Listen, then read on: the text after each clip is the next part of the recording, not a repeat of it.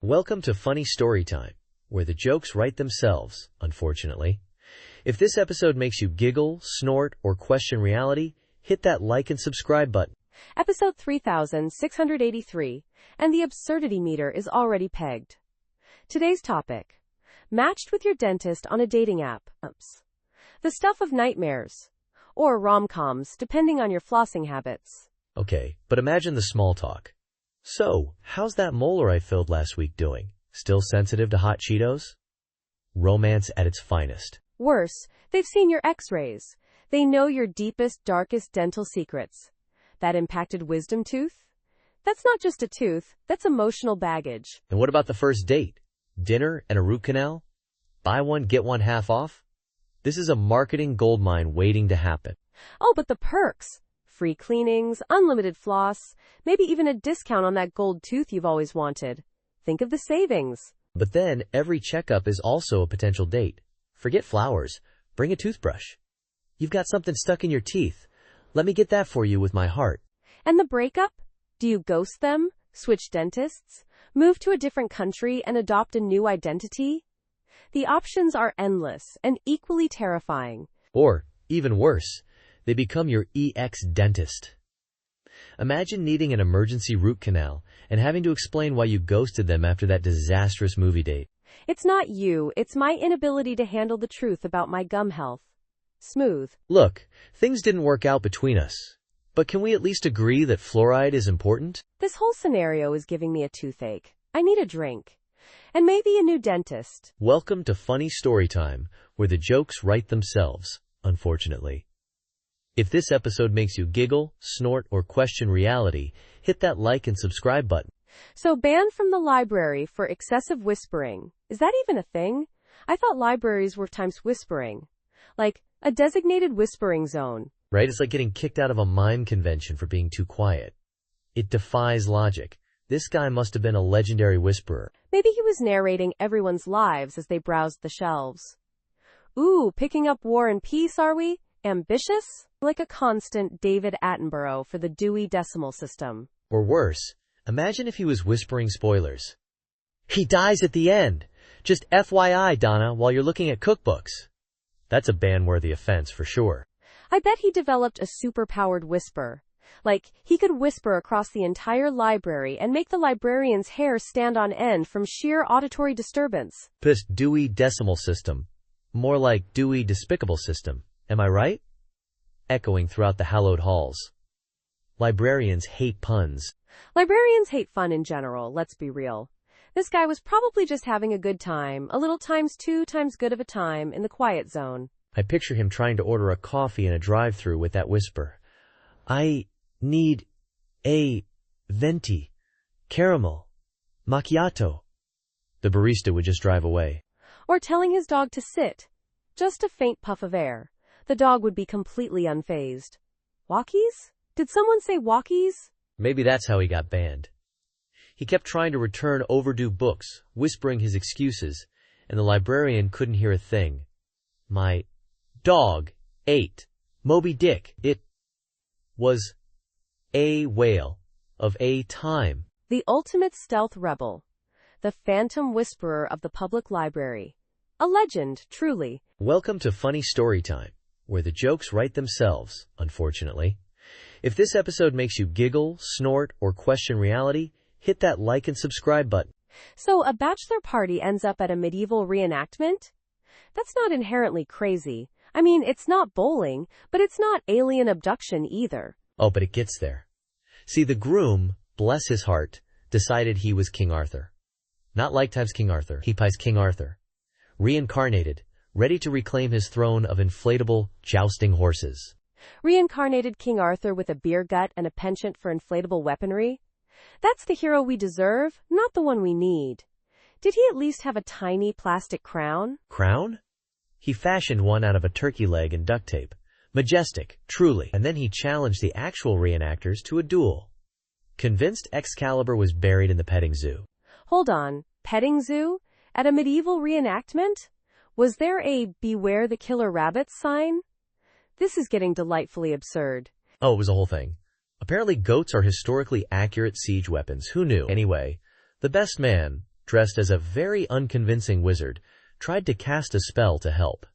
It involved a glow stick and a lot of interpretive dance. A glow stick wizard? That's not medieval, that's rave culture. Did he try to summon a dragon or just a really good DJ? He tried to turn the groom's inflatable sword into a real one. It obviously didn't work, but the look of sheer disappointment on the groom's face. Comedy gold. Pure gold. I can picture it now. The deflated look on his face mirroring the deflated inflatable sword. Poetic, in a bizarre bachelor party sort of way. And then, the cops showed up. Apparently someone reported a deranged turkey-legged monarch attempting to overthrow a petting zoo. I'm starting to think reincarnated King Arthur might have been a bit too much mead talking. Did they at least let him keep the turkey leg crown as a souvenir? They confiscated it as evidence. The groom tried to argue it was a historically significant artifact. The cops were not amused. This is why we can't have nice things. Or historically significant turkey legs, apparently. Next week, Part 4, the courtroom drama. You won't want to miss it. Person 1 greater than... Person 1 greater than... Wait, he taught a squirrel to steal wallets? Was there a tiny classroom with miniature desks and a chalkboard with Wallet Acquisition 101 written on it? I'm picturing him in a little professor's outfit, complete with tiny glasses perched on his nose, lecturing a class of squirrels on the finer points of pickpocketing. Now class, remember, the element of surprise is key. No chittering until after you've secured the prize. And the squirrels are all taking notes with their tiny little paws. Except for one, who's just stuffing acorns into his cheeks, completely ignoring the lesson. That's probably the one he flunked out. He now works security at the local nut factory. A tragic tale. But imagine the headlines. Squirrel gangs terrorize city park. Mayor blames educational system. Local squirrel demands workers' comp after failed wallet heist injures tiny claw. This is gold. This is way better than that time I tried to teach my goldfish to play poker. They just kept staring at me with those vacant eyes. I bet they were judging your terrible bluffing skills. Fish are excellent poker players, it's a known fact. They're so good at keeping a poker face. You're right, my goldfish probably had a royal flush the entire time. And I kept folding. I feel so dumb now. Don't worry, everyone has their embarrassing moments. Mine was that time I tried to teach a raccoon to operate a crane. Let's just say there was a lot of property damage. A raccoon operating a crane? That's even worse than the squirrel pickpocket. Did you at least get it a little hard hat? Safety first. Of course. Tiny hard hat, tiny high-vis vest. The whole 9 yards. The problem wasn't the attire. It was his obsession with swinging the wrecking ball. Sounds like my nephew. He once used a crane in a video game to demolish a virtual orphanage. Kids these days. I think we've officially strayed very far from the wallet-stealing squirrel. But in a good way. Right? Right, please tell me we're still funny. Welcome to Funny Story Time, where the jokes write themselves, unfortunately. If this episode makes you giggle, snort, or question reality, hit that like and subscribe button. So the magician, right, vanished into thin air. Poof! After a joke about a rabbit and a blender. Not even a good blender like a NutriBullet, just a cheap one. I heard it was a knock-knock joke. Who's there? Orange. Orange who? Orange? You glad I didn't say banana? Then boom, boom, gone. Like a fart in the wind. The audience was stunned. Mostly because they paid $50 a ticket. For a disappearing act, they got more than they bargained for, you know? False advertising, I say. I bet his assistant felt awkward. Like, should I saw myself in half now? Or just go home and update my LinkedIn profile to recently unemployed? Apparently, he left a note. Just said, I've gone to find better material. Can you imagine? The audacity, what a diva. Maybe he joined the circus.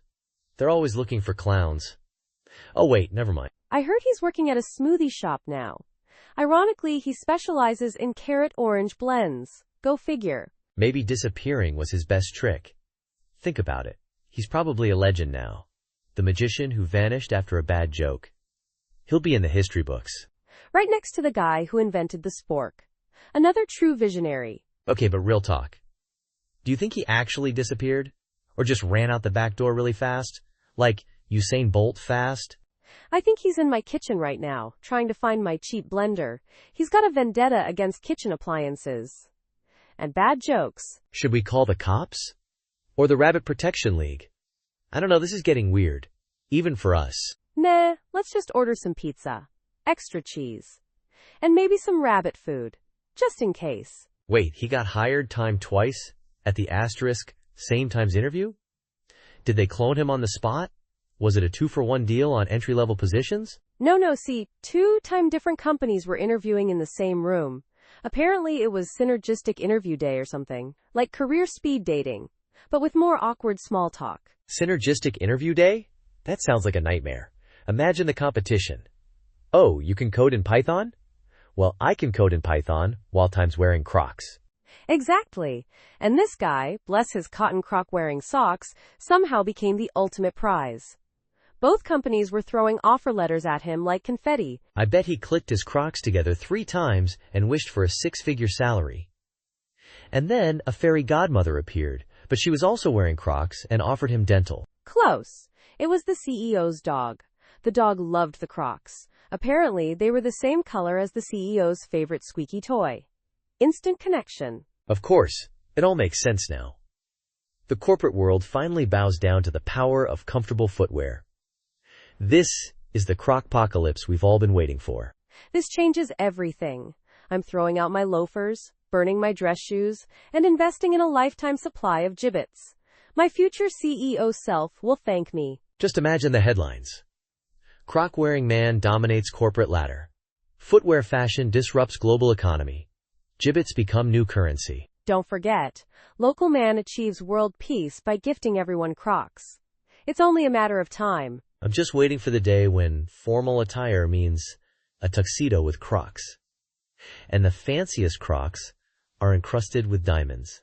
Oh, they already exist. I saw them on a yacht influencer's Instagram. They were paired with a diamond-studded Speedo. Peak fashion. Okay, now I'm convinced. The future is Crocs. I'm buying stock in Crocs. I'm buying a Croc-shaped house. I'm marrying a Croc. Don't forget to name your firstborn Croc Jr. It's the only logical next step. A rehearsal dinner food fight? Was it catered by a team of angry toddlers with creme brulee launchers? Because that's the only way I see this ending well. Oh, it was worse. Way worse. The groom's family were all competitive eaters, you know, the kind who unhinge their jaws like pythons. The bride's family? All Michelin star chefs. It was a recipe for disaster. Michelin star chefs versus competitive eaters? That's not a rehearsal dinner, that's a culinary gladiator match. Did they at least have tiny swords made of breadsticks? They should have had tiny swords made of breadsticks. The flower girl started it. Apparently, she didn't like the arrangement of asparagus on her plate. Launched a spear of it right at the best man's toupee. It was like a fluffy green declaration of war. Asparagus? Seriously? That's some high-class warfare. I bet the competitive eaters had a field day. They probably weaponized the mashed potatoes, using butter pats as shields. They used the wedding cake as a barricade. It was a 3-tiered fortress of frosting and fondant. The groom's uncle tried to tunnel through it with a soup spoon but got stuck. Oh my God! A cake barricade? That's genius. Did anyone try to negotiate a truce? Like offering a sacrifice of canapes or something? The bride tried to reason with them, but she slipped on a rogue cranberry sauce and ended up sliding across the dance floor like a very elegant, very sticky hockey puck. I'm starting to think this wedding should be sponsored by a cleaning company. Imagine the hazmat suits required. Did they at least save the top tier of the cake, for tradition? The top tier? Honey, the doves got to it first. They were dive-bombing guests with marzipan roses. It was utter chaos. They called off the wedding. Elopement to Vegas. Vegas? Smart move. Probably less chance of a food fight erupting at a drive-thru chapel. Although, knowing this couple, they'd probably find a way. I hear they requested a wedding cake made entirely of nachos. Welcome to Funny Story Time, where the jokes write themselves, unfortunately. If this episode makes you giggle, snort, or question reality, hit that like and subscribe button. So it's Casual Friday, right? I'm rocking my comfy sweatpants and slippers. Standard procedure. Yeah, about that. Brenda from accounting thought it was CEO's Play Friday. Full-on She-Hulk, green paint and all. She-Hulk? In accounts receivable? I bet her balance sheets are ripped. Not just ripped, terrifying. She keeps smashing calculators when the numbers don't hulk out enough. It's a bloodbath of batteries. I'm picturing her roaring at the printer, demanding it produce more invoices. Hulk smash paper jam! Exactly. And then there's Kevin from marketing dressed as a sentient banana. He keeps slipping on discarded peels. Oh, please tell me someone's filming this for the company holiday party highlights reel. This is gold. Oh, it's being documented. HR is having a meltdown, but they're too busy arguing with a very convincing Gandalf about extended lunch breaks. Gandalf? We're doomed. He'll convince them to move casual Friday to second breakfast. And switch to lembas bread in the vending machine. I'm not sure my digestive system could handle that much elven magic. Just imagine the small talk. Nice staff meeting, Gandalf. Shall we journey to Mordor for coffee? Please, no. My caffeine addiction isn't ready for a Middle-earth quest. This might be the greatest casual/cosplay Friday in the history of office awkwardness. We've reached peak absurdity. And it's only 10 a.m. I can't wait to see what lunchtime brings. Maybe a dragon? Or a flock of sentient paperclips? Knowing this company, probably both. And they'll both want to unionize. Welcome to Funny Story Time, where the jokes write themselves, unfortunately. If this episode makes you giggle, snort, or question reality, hit that like and subscribe button. So this job posting. 10 years of experience required. I'm 22. Clearly, a typo, right? Or maybe they meant dog years? I have 7 dog years of experience. 7 dog years is like 49 human years. So you're overqualified. Did you at least try applying? You could have dazzled them with your prehistoric work experience. I did. I even attached a photo of me as a baby with a fake mustache and monocle.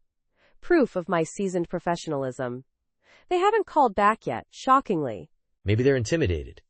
You're basically a time-traveling business guru. Did you list your references like Plato? Aristotle? Oh, I went all out. My references were Socrates, a T-Rex named Terry, and my imaginary childhood friend, Captain Calico Pants. Solid references, no? Impeccable. I bet their HR department is in shambles trying to contact a T-Rex. Imagine the hold music, just roaring and the occasional bone-crunching sound. I specifically requested they only contact Terry between 2 and 4 p.m., Mesozoic Standard Time. It's his nap time, so he's extra grumpy and eloquent. Adds to the mystique. Genius. I'm picturing the HER lady, Carol, sweating profusely, holding a giant phone to her ear, listening to Terry complain about the asteroid and the lack of good volcanoes these days. It's the commitment to the bit that truly matters.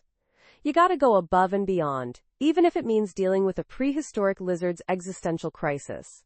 It's called dedication, people. This is why we can't have nice things. Or jobs. But hey, at least we have a funny story. Exactly. And who knows, maybe they'll call back. They might need someone with experience in, volcano management. It's a niche market, you know. Welcome to Funny Story Time, where the jokes write themselves, unfortunately. If this episode makes you giggle, snort, or question reality, hit that like and subscribe button. So they replaced the fire drill alarm with elevator music. I'm not sure if this is genius or just plain wrong. Probably both. Imagine calmly grooving out of a burning building. Right? Pardon me, coming through. Just vibing to this smooth jazz while the building collapses. Peak chaotic energy. It'd be even funnier if they played different genres depending on the floor. Polka on the first floor, death metal on the second, smooth jazz on the third. Complete musical chaos. Oh, and the top floor? Opera. Just a bunch of CEOs dramatically fleeing in slow motion to Ararius about impending doom. It writes itself. I bet the firefighters would be so confused. Showing up to a raging inferno and everyone's just swaying to Kenny G, it'd be a TikTok sensation. Firefighters baffled by unusually calm evacuation. More at 11. I can see the headline now. This is gold, Jerry. Gold! Imagine the training videos. Remain calm, locate the nearest exit, and maintain a moderate 2-step. Safety first, but groove second. I'm picturing someone trying to explain this to the fire marshal. Sir, it's a motivational tactic. Gets people moving, you know? Studies show smooth jazz increases evacuation efficiency by 42%. It's science. And the fire marshal just sighs, pinches the bridge of his nose, and retires on the spot. Honestly, I wouldn't even be mad. I'd just accept my jazzy fate. Maybe grab a martini on the way out. It's the end of the world as we know it, and I feel fine. Me too. This is the kind of absurdity I live for. Who needs a regular fire alarm when you can have a soundtrack to the apocalypse? Welcome to Funny Story Time, where the jokes write themselves, unfortunately. If this episode makes you giggle, snort, or question reality, hit that like and subscribe button. Part 11 of 10? This is getting weirder than a cat wearing pants made of pigeons. So, robbing a store during a costume contest? Genius! Right? Like peak camouflage. Except these guys chose to dress as giant bananas. Subtlety wasn't their strong suit, apparently. I bet they thought they'd blend right in. Oh look, a bunch of sentient bananas robbing the cash register. Perfectly normal Tuesday. The security footage is legendary. One banana tripping over a shopping cart. Another trying to peel himself open for the getaway car keys. Wait, getaway car keys? Did they drive a giant banana mobile? Please tell me they had a giant banana mobile. Sadly, no. A beat-up Honda Civic. Apparently, banana-shaped vehicles are surprisingly hard to come by. Who knew? I'm just imagining the cops report. Suspects apprehended. 2 potassium-rich individuals, possibly suffering from peel-induced identity crisis. And the store owner? Dressed as a giant inflatable T-Rex. Just casually watching the banana bandits fumble around like overripe fruit. I bet he just stood there, tiny arms flailing, roaring with laughter. This is why I love this podcast. They say crime doesn't pay. But in this case, it paid in comedic gold. Pure, potassium-enriched comedic gold. I'm picturing them trying to intimidate the cashier with their potassium power. We're going to give you so many electrolytes your muscles will cramp if you don't hand over the cash. And the cashier, probably dressed as a giant hot dog, just deadpans. Sir, this is a Wendy's. Oh man, that's the perfect ending. I need to lie down, my sides hurt. Welcome to Funny Story Time, where the jokes write themselves, unfortunately. If this episode makes you giggle, snort, or question reality, hit that like and subscribe button. Part 12 of 10? That's some advanced math right there. Is this like when Spinal Tap went to 11? A therapy dog needing therapy? That's like a plumber with a leaky faucet. It's worse than that. This dog, Princess Fluffybutt III, was prescribed emotional support squirrels. Apparently, comforting anxious humans was too much. She developed a nervous twitch and started demanding belly rubs every 5 minutes. Emotional support squirrels. Were they registered? Did they have tiny little vests? I bet their therapy bills were nuts, get it? Nuts? They had tiny harnesses, yes, and miniature diplomas from Squirrel University. Their specialization? Advanced cuddle tactics and existential nut storage. It's a real thing. Look it up. Don't actually look it up. Oh, I believe you. I once saw a cat conducting a symphony of pigeons. It was moving. Mostly moving the pigeons off my car, but still. Back to the dog, though. Did the squirrels help? For a while, yes. Princess Fluffybutt III started attending Bark Anonymous meetings and seemed to be doing better. Then, the squirrels unionized. They demanded hazard pay for dealing with the dog's existential dread. Hazard pay? For existential dread? That's a new one. What were their demands? Unlimited acorns? Tiny treadmills? Miniature psychiatrist couches? They demanded bigger nuts. Walnuts, specifically. Claimed peanuts were beneath them and caused emotional distress. Apparently, peanut allergies are rampant in the squirrel community. So, a therapy dog? With emotional support squirrels, who went on strike for walnuts due to peanut allergies? This is why I can't have nice things. My brain just exploded. And that's not even the weird part. The squirrels then hired a therapy cat. Apparently, dealing with a dog's existential crisis was causing them existential crises. It's turtles all the way down, isn't it? A never-ending cycle of therapy animals needing therapy. I'm starting to feel anxious just thinking about it. I need a therapy goldfish. Make sure it's not a koi. Those things are drama queens. They need therapy peacocks. It's a whole thing. Less than person one greater than. Less than person one greater than. Welcome to Funny Story Time, where the jokes write themselves, unfortunately. If this episode makes you giggle, snort, or question reality, hit that like and subscribe button. So, quality and other lies. Bold marketing strategy, right? Like, setting the bar subterranean low. I respect the honesty, I guess. It's like a preemptive apology. We know it's garbage, but hey, at least we warned you. It's brilliantly terrible. Imagine their mission statement. Our mission, to disappoint you slightly less than you expect. I bet their customer service line just plays a recording of a dying kazoo. Their product reviews must be wild. 1 star, exactly as advertised, or 5 stars, surprisingly less awful than anticipated. I picture their CEO addressing shareholders like, profits are down, but lies are up 300%. A banner year for deception. They probably have an Employee of the Month award for most convincing liar.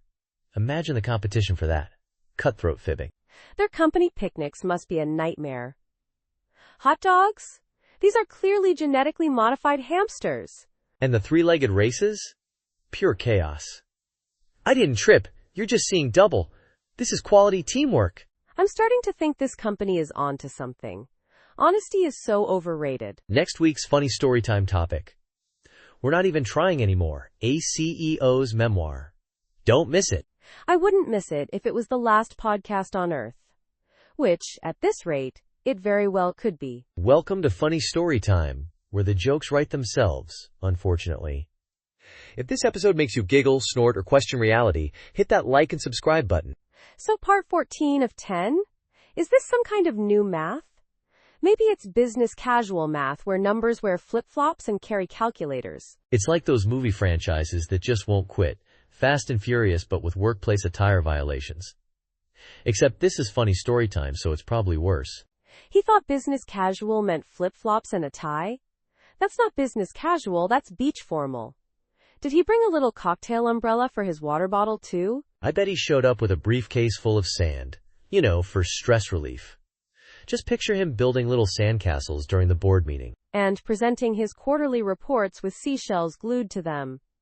Profits are up, as you can see by this particularly iridescent oyster shell. Oh, I bet he had a whole backstory. Like, my island office is flooded, so I had to telecommute from the beach. The wifey's spotty, but the margaritas are strong. And HR just nodded along. Makes sense. Casual Friday got out of hand again. They probably gave him a company-branded beach towel. I bet his LinkedIn profile picture is him in the flip-flops and tie, holding a coconut phone.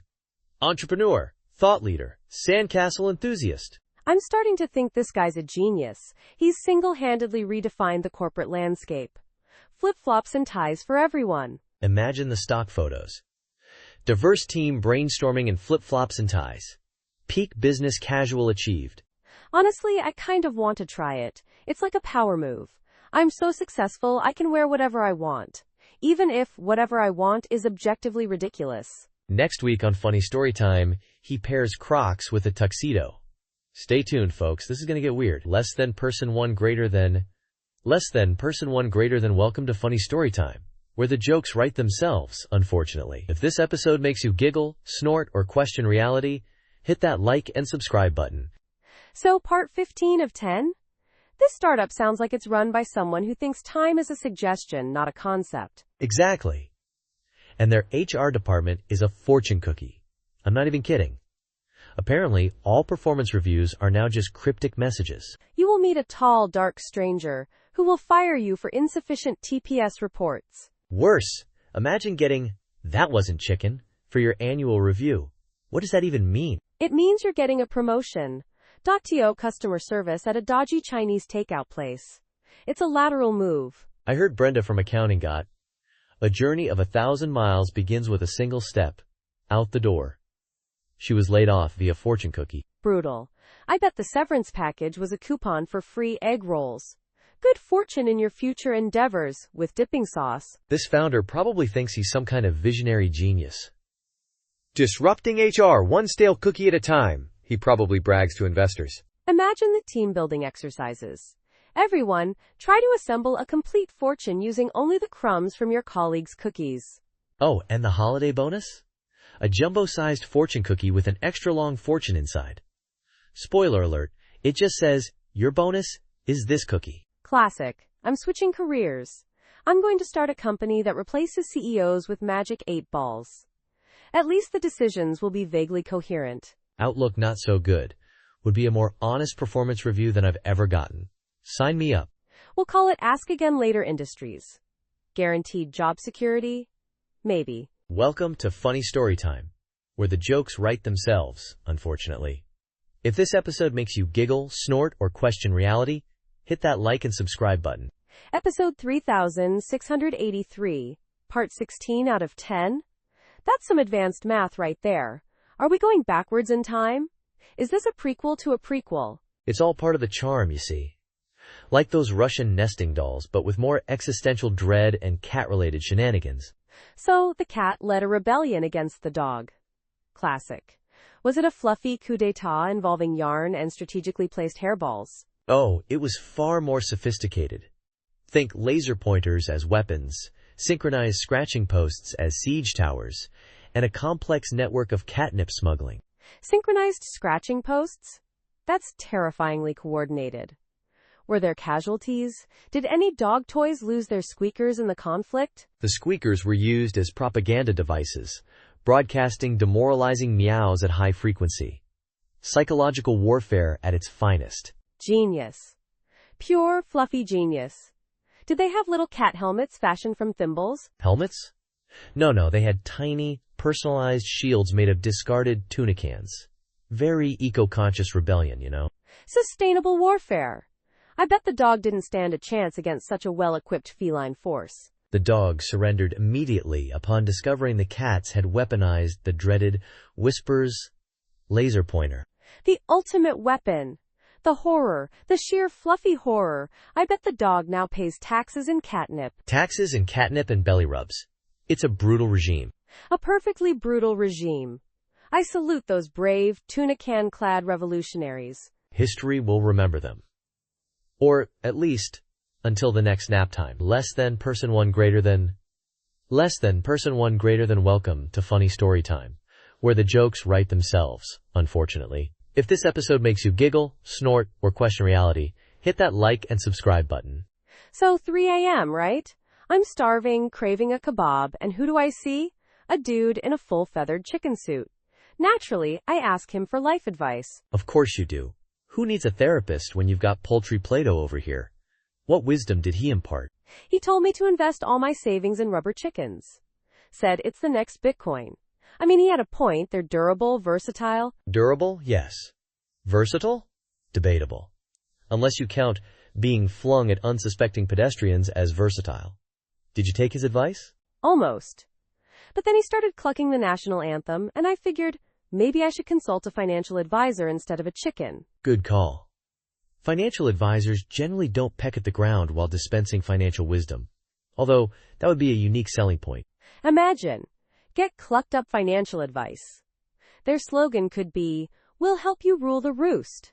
Genius. Pure genius. We're gonna be rich. We should find that chicken. He's clearly a marketing savant. My gut tells me we're on the verge of something big. My gut tells me I need another kebab. But yeah, the chicken thing too. We'll become the chicken whisperers of Wall Street. We'll wear matching chicken suits to board meetings. Power move. Imagine the CEO's face. Priceless. And we'll only communicate through interpretive chicken dance. It'll streamline communication, you know? Less talk, more flapping. Efficiency at its finest. I'm seeing graphs, charts, projected growth, all going up, like a, well, you get it. Just promise me one thing. If we get rich, we buy that 3 a.m. chicken a lifetime supply of whatever chickens eat.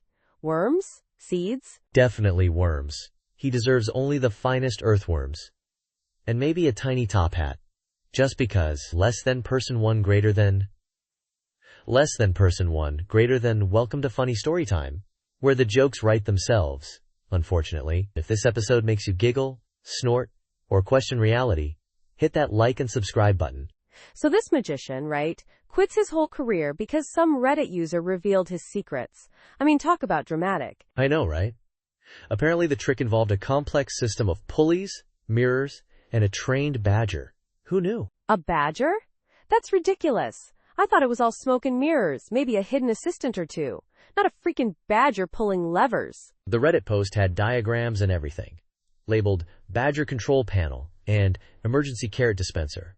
It was thorough. This is why I don't trust the internet. They ruin everything. First, Game of Thrones, and now, magic. What's next? They'll reveal the Earth is actually flat? Oh, they already did that. Last week. Big thread on it. Turns out, it's a giant frisbee being flung through space by a cosmic golden retriever. A golden retriever? See? Ridiculous. Although, that does explain the erratic weather patterns. Good boy, space doggo. The magician is apparently retraining as a barista now. Says it's less stressful than dealing with spoiler alerts. Plus, the tips are better. Imagine ordering a latte, and he pulls a rabbit out of the milk frother. Old habits die hard, you know? He could probably still make a decent living doing kids' parties. Just gotta stay off Reddit, I guess. Yeah, or maybe he should embrace the chaos. Start a new act. The Badger and I, a magic show exposed. Standing ovation guaranteed.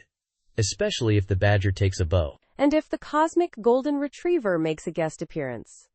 Now that's a show I'd pay to see. Welcome to Funny Story Time, where the jokes write themselves, unfortunately. If this episode makes you giggle, snort, or question reality, hit that like and subscribe button. So our dog, Princess Fluffybutt III, has officially more followers than our revolutionary, world-changing, AI-powered toenail clipper startup. I told you we should have called it Positive Clips. Catchy, dog-related, marketing gold. We'd be millionaires. Millionaires with perfectly clipped toenails, yes. But no, you insisted on digitally enhanced podalic precision. It's a mouthful, even for me. It's sophisticated. It speaks to our target demographic, people with opposable thumbs and an aversion to manual labor. Our target demographic seems to prefer pictures of Princess Fluffybutt wearing tiny hats. Her latest post, beret or beignet, is going viral. I saw that. The beignet one is definitely cuter, though I'm worried about her cholesterol. All those deep-fried pastries. She's a dog. She regularly eats things off the sidewalk that I wouldn't touch with a 10-foot pooper scooper. That's true. Maybe we should pivot. Start a dog influencer agency? Pause for applause, perhaps? We could leverage Princess Fluffybutt's fame. Get her endorsements, brand deals, maybe even a reality show. Keeping up with the Kardashians, but with more fur and less contouring.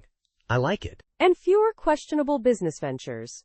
Unless dog-shaped toenail clippers become a thing. Then we're back in business. Dog-shaped toenail clippers that dispense tiny treats. Write that down. It's our ticket to the top. Of the pet product industry, at least. Fine, but Princess Fluffybutt gets final approval on the design.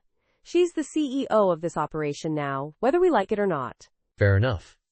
She's got a better track record than us anyway. Less than person one greater than welcome to Funny Story Time. Where the jokes write themselves, unfortunately. If this episode makes you giggle, snort, or question reality, hit that like and subscribe button. Part 20 of 10? This is already weirder than that time I found a pineapple wearing a toupee in my fridge. And it smelled better than this elevator, I'll tell you that. Regret and tuna? Is that a new perfume? Because if it is, I'm shorting the stock. I've smelled roadkill that was less offensive. I'm pretty sure regret smells like burnt toast and missed opportunities. Tuna, on the other hand, should smell like, well, tuna. This is some sort of unholy fusion. Maybe someone tried to mask the regret with tuna? Like, oh no, I accidentally burned down my apartment building. Quick, hide the smell with this week-old tuna casserole. Or maybe someone just really, really regrets eating that tuna sandwich. Like existential dread-level regret. The kind that permeates your very being and radiates outwards in a pungent, fishy aura. According to my highly unreliable sources, 87% of elevator smells are caused by existential dread. The other 13% are clowns, and sometimes clown dread. You know, I bet there's a whole black market for elevator scent alteration.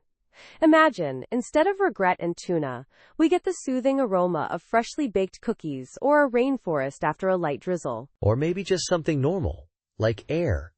Fresh, clean, unscented air. Is that too much to ask? Apparently, in this elevator, it is. I'm starting to think the pineapple in my fridge was less bizarre. I'm starting a petition for the right to breathe freely in vertically moving metal boxes. Who's with me? Don't all answer at once. The combined weight of our regret might break the elevator cable. Just hold your breath and pray we reach our floor before the regret and tuna solidify into a sentient being and starts demanding life advice. Too late.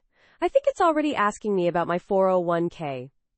And my questionable life choices. Thanks for surviving that ridiculous ride with us. Remember, laughter may not solve everything, but at least it gives your abs a workout. Until next time, keep questioning reality, preferably out loud and in public. Goodbye.